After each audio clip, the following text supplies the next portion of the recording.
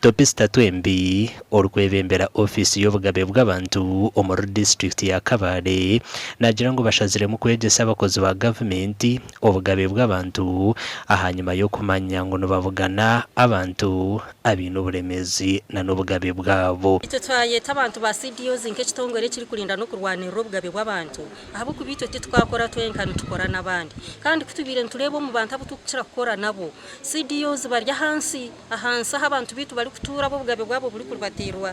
Twembi nagira ngo emishomeji neja kutwarwa mbyanga bitaro bimwe na bimwe bari kuvugana n'abakozi ba gavumenti na n'ikigenderwa cyo kurinda obugabe bw'abantu. Mwe naba bantu abo twashomesi twa Uganda Human Rights Commission na munonga ba CDOs nitubahabura ngo bakore emirimo yabo nko kubaronzurwe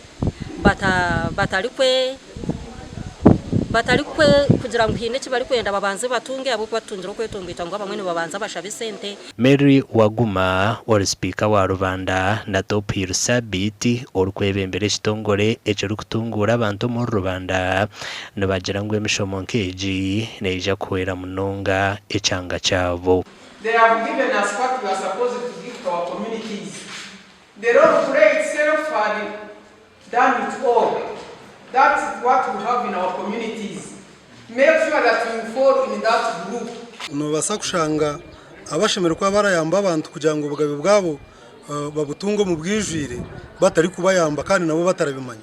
Eco kureberaho kushanga nkaba abo turakoraga nabo nkaba Rusizi bo bonka bataramanya je obugabe bw'abantu okurubatera obugabe bw'abantu necumwe ahabzibe biri kuteganisa abantu bingi omyanya rukutunguka omunsi yona.